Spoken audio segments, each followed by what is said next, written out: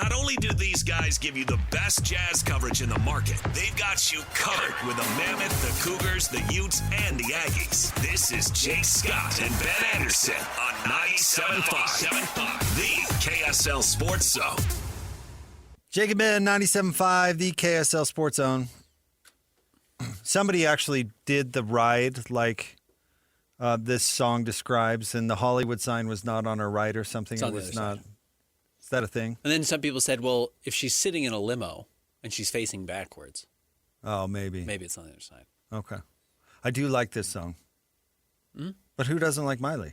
My wife. Really? Mm-hmm. Not into Miley? Hater. Doesn't like Miley or Taylor. Not doesn't like, there's hate there. Actively doesn't like Taylor. Actively doesn't like Taylor or Miley.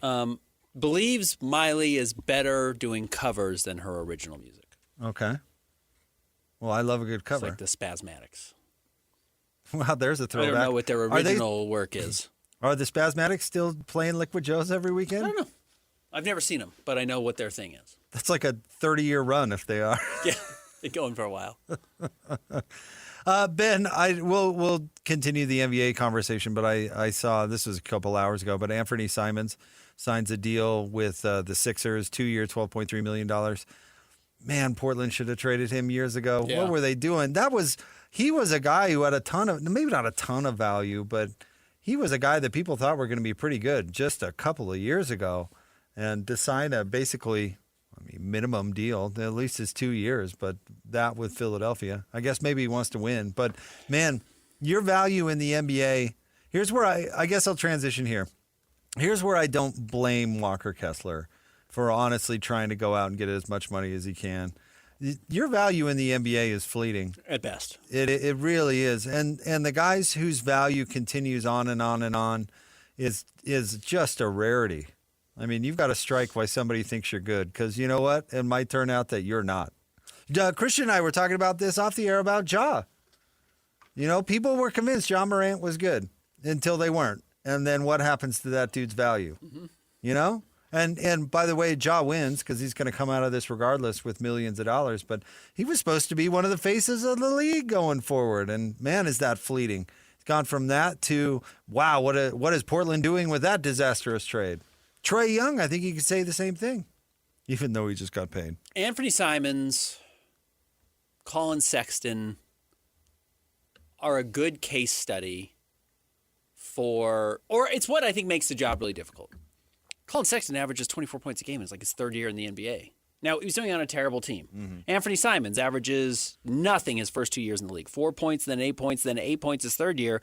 Then jumps up to 17, 21, 22. That's exactly when Portland should have traded him. He averages 22 points a game, and you say, great, got to get rid of him. But then you also say, no, he's 24 years old, and he's averaging 21 points a game, and he's shooting 37% from three, and the league is heading towards guys who take 9 threes, and we want to build around him. And that's when the job of the front office has to really understand what they have or think they know what they understand. And honestly, it just might be a coin flip for some guys. And this really comes down to what the Jazz have right now with Keontae George. And everything Keontae George is showing is a positive. Shooting's getting better, decision-making's getting better, buy-in's getting way better, leadership's getting way better. All of the stuff is getting better. 3 years from now, are we sure he's not Anthony Simons? Yeah, exactly the point. I don't know. So, yes, Keontae needs to get paid himself, but at the same point where you say, man, Portland should have traded him forever ago, like, the Jazz got to feel that way too. Not that they have to trade him, but you have to, there's just no way they have full confidence in any one player to be anything long-term. But if I'm one of these young players, you've got to parlay it in before the narrative on you has played out. Let me try to. Enes Kanter signs a max extension. What the deal Walker just signed, for its day, Enes actually signed a way better deal. Uh-huh. His numbers in Utah were okay, but he was given a pretty good role where he touched the ball a lot and he got a bunch of rebounds. Mm-hmm. And then he goes to Oklahoma City. He signs a max extension, and that's the last deal he ever signs. Correct. He's basically out of the league, 2 years later? He might have gotten a minimum, but yeah, he was basically out of the league. Billy Donovan says famously can't play Kanter. And ends his career. And it pretty much ends his career. Well, let me ask you this. Was he a max guy that forgot how to play basketball? Or was he never that good to begin with, but he got an outsized role based on his draft pick, and he got a max extension based on, I mean, if we want to be nice, we could call it potential. But what it really is you don't know how good he's going to be. So you'll pay top dollar just to find out. It's almost like paying to see the river, right? But Ennis was never awesome. He just had a bigger role that gave him better stats. And so that decision on, is this guy a 20-point? Anthony Simons is going to be in the league forever.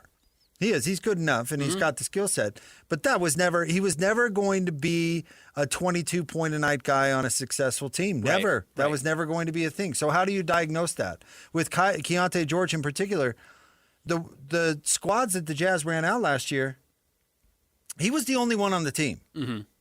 So you look at his point total and what he scored last year, what was his 24 points a game. 24. Is that real? Is he a 24-point-a-night player on a good team? Or is he somebody who has potential, so he was given a huge role, and now he's negotiating on, well, I've got to get this money before somebody figures out that I'm not a 24-point-a-night guy on a good team? Because that's no guarantee. Bradley Beal scored whatever he did, close to 30 points in Washington. Mm-hmm. On a good team, what does he score? Right. Not a lot. No, I mean, not 30. 18? Yeah, maybe 21. 17, 19, whatever it is. Yeah, but not 30. But at no point in his career was Bradley Beal a 30-point-a-night guy. Right. Even though his stats say that he wasn't. Because he was on dreadful teams. LaMelo Ball. Was he the best player in the league that year? He led the league in usage, and his points per game was above 30, but his team only won 16 games or whatever it was. Is he ever a 30-point-a-night guy? No. So how do you keep yourself from making a dumb decision? Because what's real and what's not? I mean, that's why these guys, even the great Sam Presti gets buffaloed by Max Urgul and signs Ennis to a max extension, It's a delicate thing. Walker, take as much as you can now because you know what? If you really are a stiff, they're going to figure that out in the next year or two. And I'd rather be an overpaid stiff than an out-of-the-league stiff. Yeah, right. So get that bag. I mean, why did Andre Karolinko get his max deal? Because he made the All-Star team on an overachieving bad team. It was an overachieving bad Jazz team, and he made the All-Star game, and all of a sudden everybody's saying, oh, this is the next guy. This is the next guy here in Utah. And I don't blame people for getting excited, but that did not turn out to be true and did not turn out even close.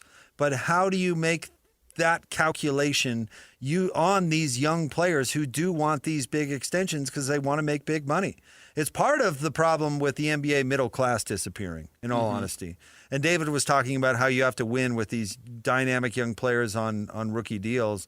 And I see why he would say that. But the truth is, not every young player is all that dynamic yet.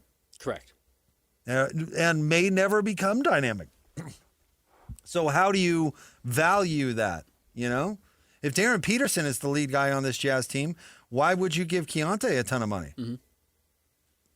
Oh, this is the whole key question with Keontae and probably why the deal doesn't get done this summer. I'm sure Jazz fans right now have a huge appetite to get a Keontae George contract signed, even at like $35 million a year, because you don't want to feel the way next year you feel right now with all the Walker Kessler stuff. You don't have the appetite to go through another restricted free agency on the off chance you could lose him and take another step backwards, which I think the Jazz took a little bit of a step backwards by losing Walker Kessler. So you say, well, I hate that pain. I hate the way that felt. I'm not going to feel it again, and I'm going to make a bad decision to avoid it.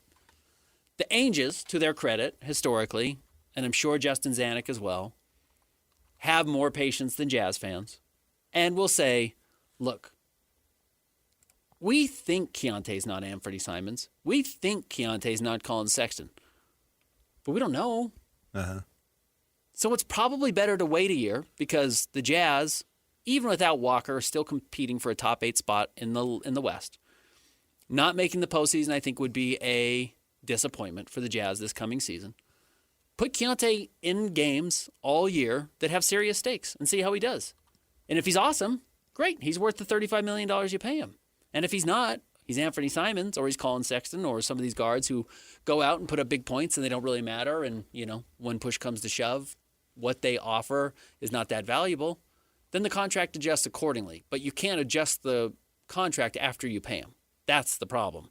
So I think the Jazz are probably, I've not heard this at all, but my guess is because of this exact conversation we're having, are probably more likely than not to hold off on a Kelce extension unless they get a smoking deal. Yeah, unless they can get him on a bargain. They can get him on 4 year, $100 million, you probably sign him. 25 a year is probably not bad. That's AAV. That's fine. Thank you for clearing that up. I was extremely confused. That's probably how you do it. But what is Keontae's role, do you think, when it's all said and done on a good team? I think he can be a starting point guard on a good team. I do. Is he 24 a night Probably not. on a good team? No. The same reason Bradley Beal's not 31 a night on a good team. Can I bring up He's probably 25% less on a good team. Can I bring up an example, a really old example, but one that I'm really familiar with? I'll have to explain all this to Christian. The Charlotte Hornets, their first year, their inaugural season in 1988. We had season tickets to watch that team, and they had 3 former Jazz players on them: Del Curry, Ricky Green, and Kelly Tripucka. Yeah. Kelly Tripucka was the best player on that Hornets team. A Hornets team that was terrible, by the way. Keep in mind, expansion team, they were terrible. He was the best player on that team, and he was averaging 22.5 points per game, and he made the All-Star team that year, Ben. Now, the Jazz, on the other side, traded Kelly Tripucka to the Hornets, and I think it was Mike Brown ended up being part of that trade. Nice. But that very same year, the Jazz were pushing the Lakers to 7 games or whatever it was in the playoffs with John and Carl. Is there any chance that Kelly Tripucka scores 22.5 points a game if he had stayed with the Jazz? Not a chance. Not a chance. But he goes to Charlotte where they don't have anybody on the team outside of a rookie Rex Chapman and Muggsy Bogues. And he's going to have this huge, if he's an all-star, was he ever an all-star caliber player? Probably not. Never. So how do you judge it? Yeah.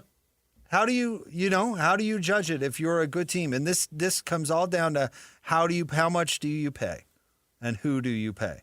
I think the Jazz, you can make an argument that the Jazz really dodged a bullet with Gordon Hayward leaving. Even when he was healthy, and maybe this isn't fair because he got hurt, but he never was a max guy on a great team. Shout out to Tony Parks. I remember him telling me that. This dude is never going to be a number 1 on a playoff team. And I was like, Tony, what are you talking about? He's like, I don't think he can be that good. Tony was totally right. Yeah. So the Jazz didn't max out Gordon Hayward. They plug in Donovan Mitchell, who turns out to be a way better player and a way better candidate to be a number 1 on a playoff team than Gordon Hayward. Right. That could have honestly sunk the Jazz. Gordon Hayward might have done them a huge favor because he was never that good to begin with. Probably.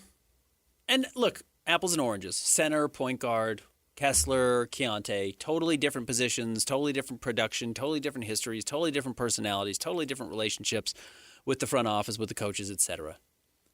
But the fact that the Jazz wouldn't pay Kessler probably gives you a sign, at the very least, that they have some doubt that any of the production they've seen in recent years is actually worth Is banking actually on. real. Probably gives you some sense. Not entirely. They did pay Lowry Markkanen. They probably overpaid Lowry, but they paid Lowry Markkanen $40 million a year for putting up a lot of production on really bad teams that were supposed to lose, and who else was going to score? Well, the 7-foot guy who shoots. How about this? Much like the running back role in the NFL, the running backs just aren't worth that much. With the Jazz, as opposed to the Lakers, the center is worth way more to the Lakers than it is the Jazz, just based on how they play. Yep. Because the Jazz don't really highlight the center. I mean, Will Hardy, you can correct me if my X's and O's are wrong. No, you're totally right. But the center is not what his offense is all about at all. No. I don't know. Nurk had 3 triple-doubles in a row. Playing point guard. That's my point. He wasn't even playing center. Correct. He was playing point guard. So I don't know. I don't know if that position is worth playing, I'm not sure paying in Will's offense. I'm not sure what Walker did, especially offensively, was all that valuable. Defensively, guys who protect the rim, rebound, et cetera, have value.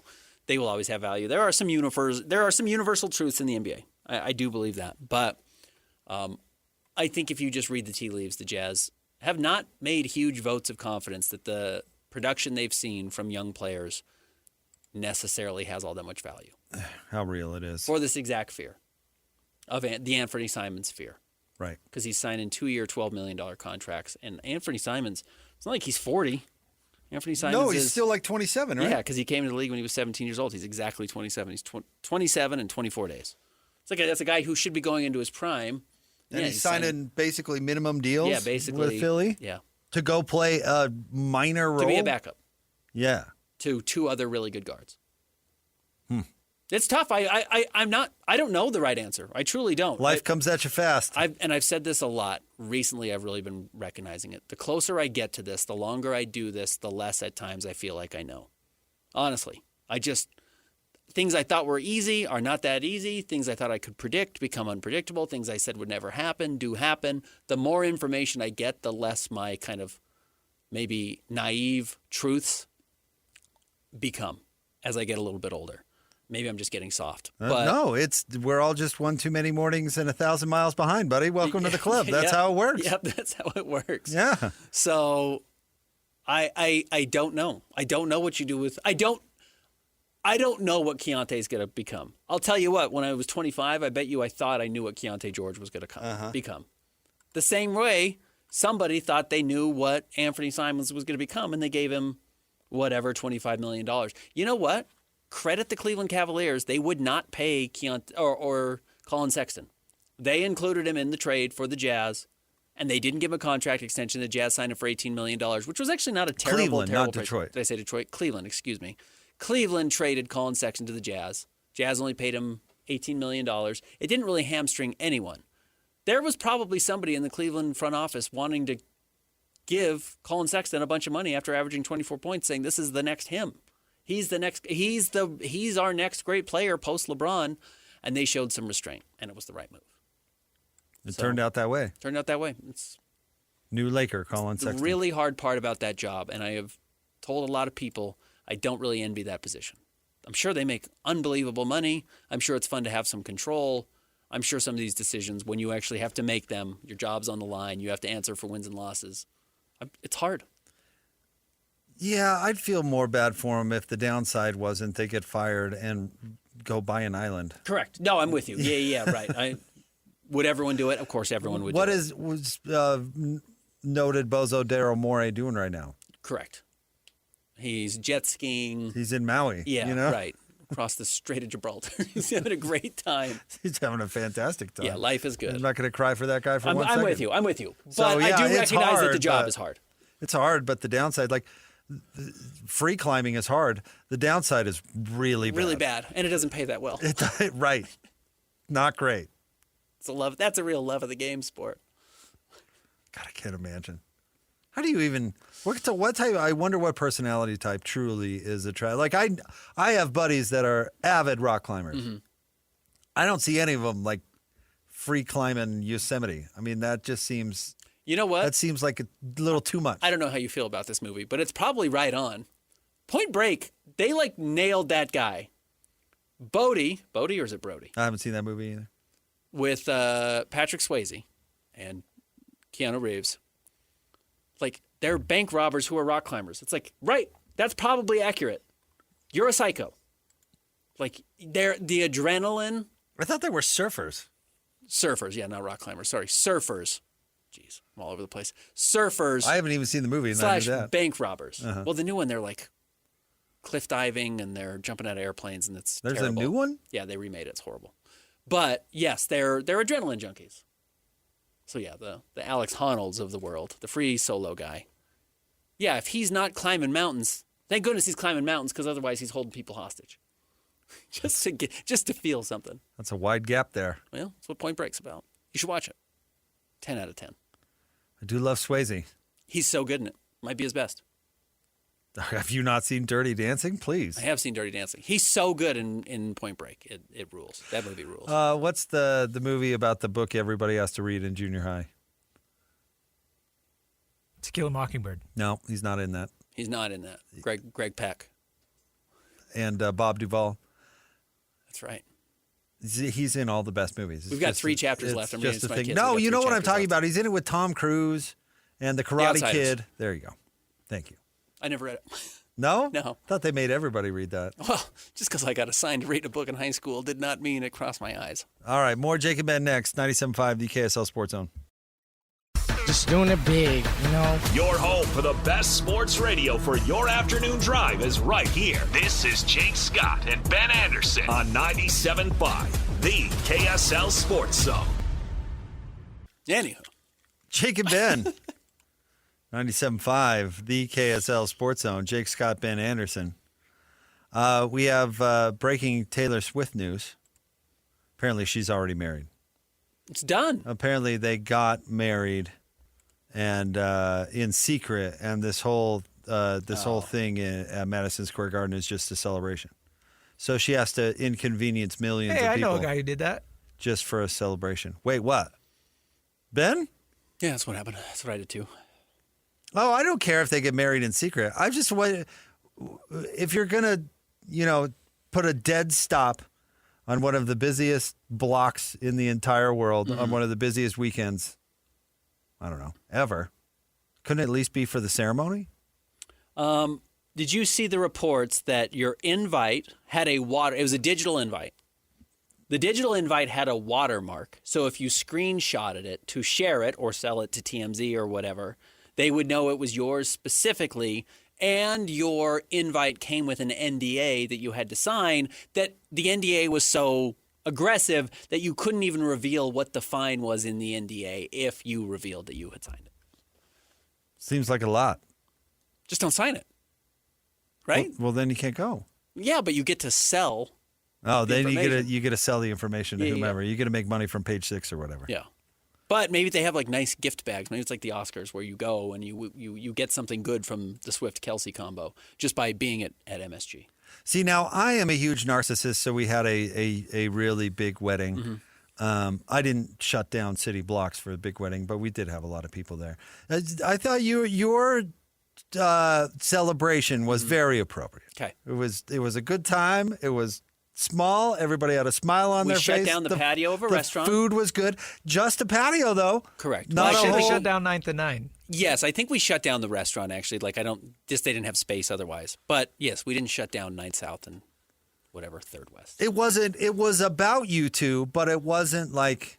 The whole city didn't have to have it about us. Only the people that were there. That's what I'm saying. Correct. I'm not a great example of this, but I feel like you are. But I feel like Taylor and Travis are making this. I think this is too much. I 100% agree.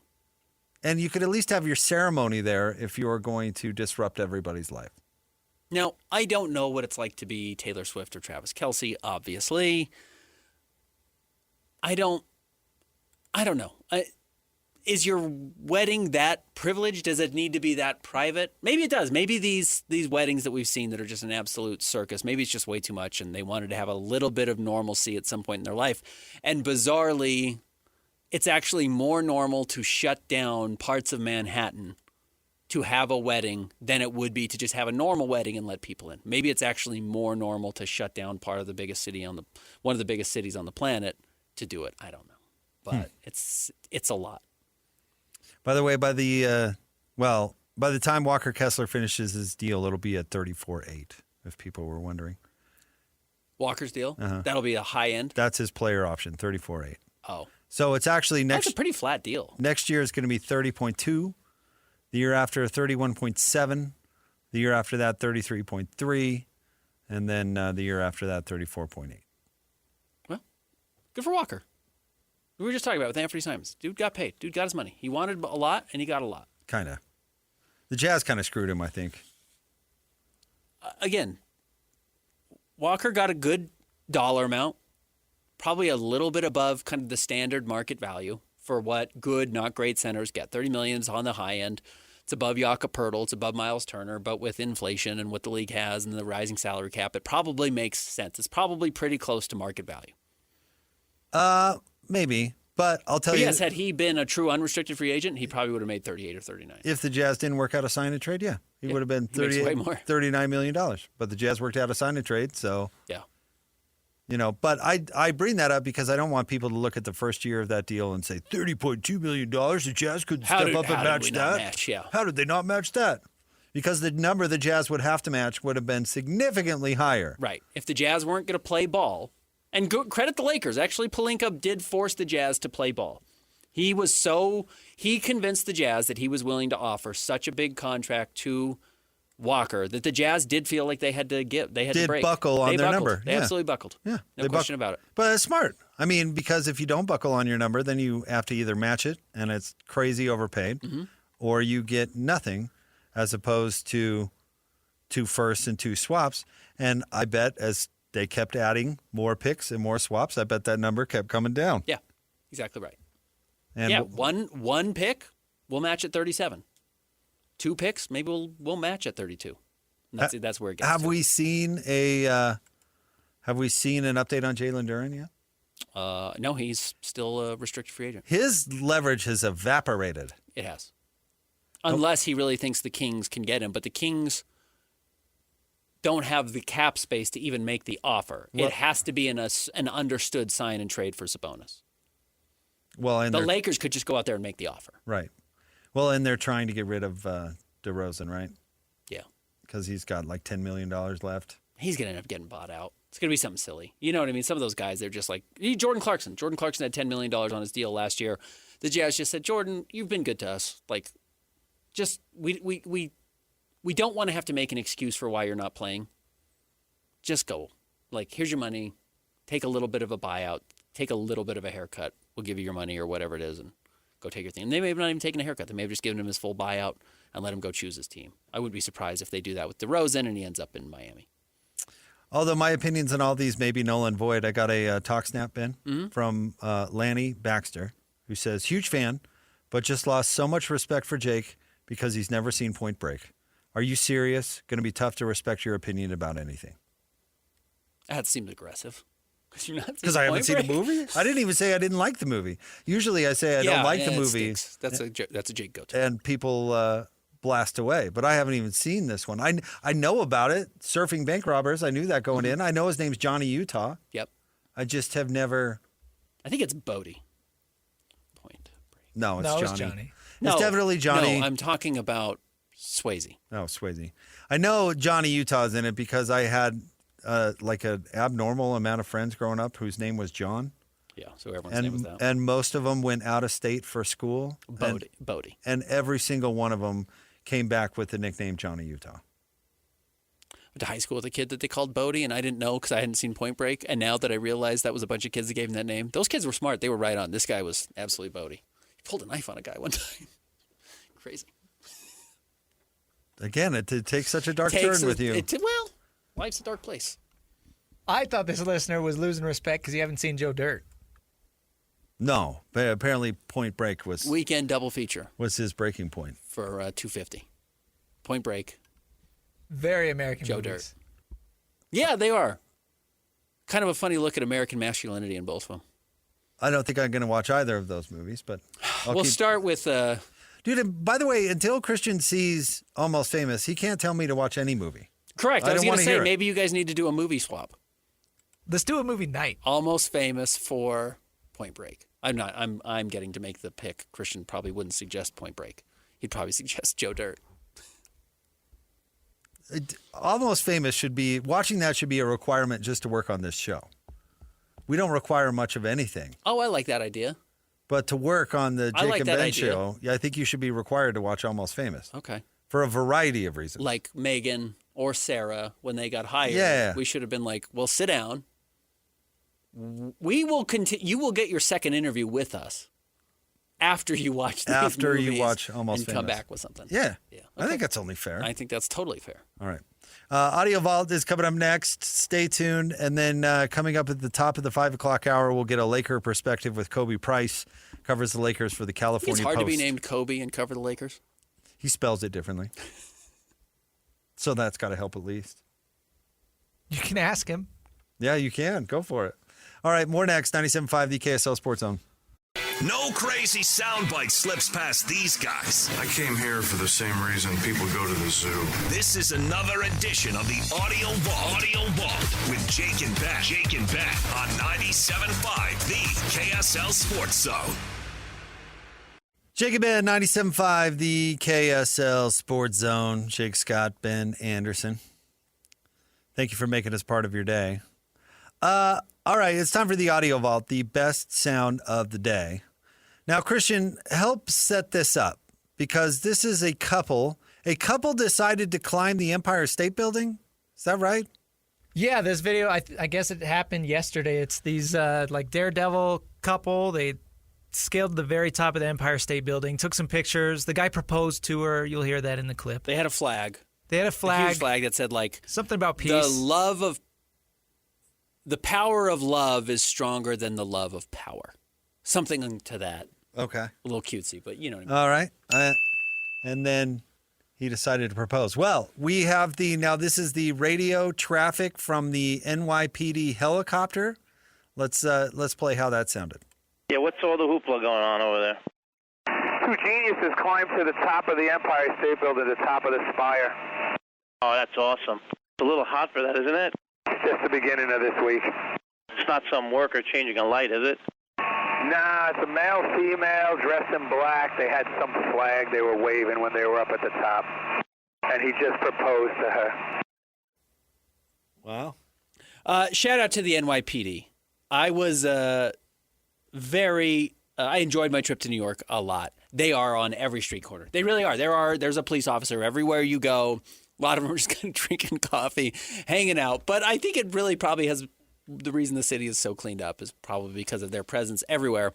The apartment I was staying in, luckily through a connection of my brother, was literally looking right at the Empire State Building. I cannot believe they didn't do this last week because I would have had a chance to lay my eyes on these people. It's also literally like a block away from where Taylor Swift is getting married right now. I can't believe they didn't throw a Taylor thing out there.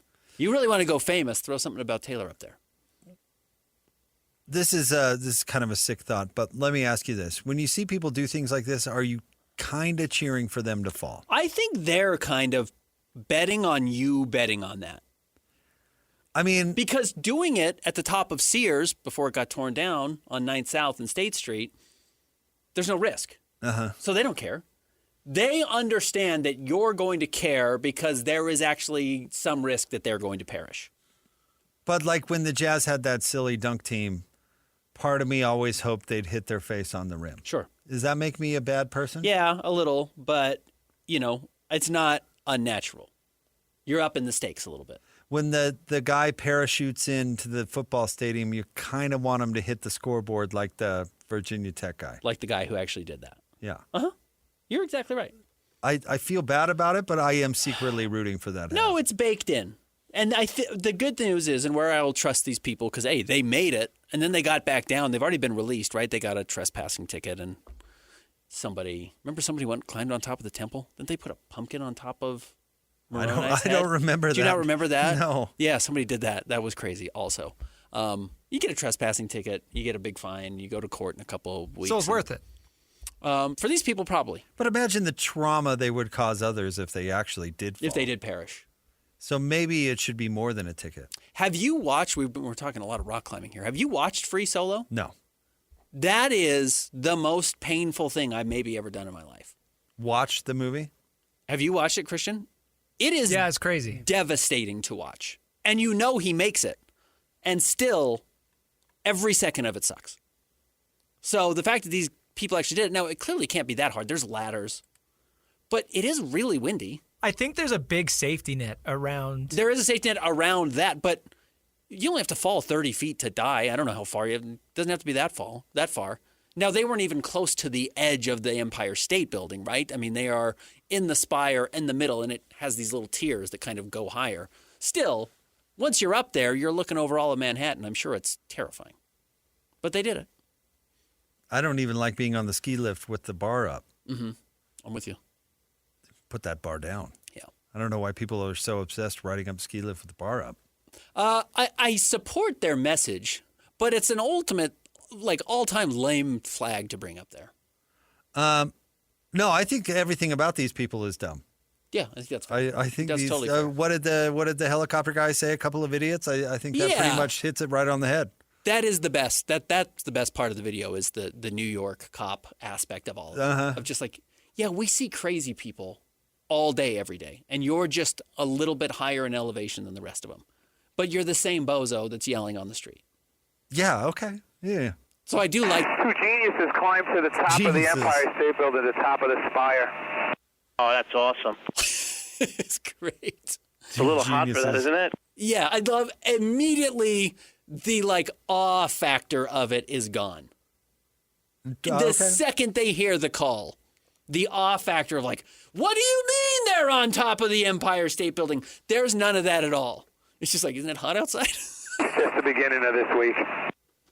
Now I kind of Just wish. can't impress these people at all. Now I kind of wish that he would have gotten close enough with the helicopter to make them uncomfortable. Swaying. Not kill anyone. Not blown them off the top of the building, but King Kong style. Things really shaking. But You gotta wipe them away. there's a lot of wind coming down from the helicopter. You know what I mean? They got to grab onto something. He's got to forget about the proposal and worry about getting blown off the top of this building.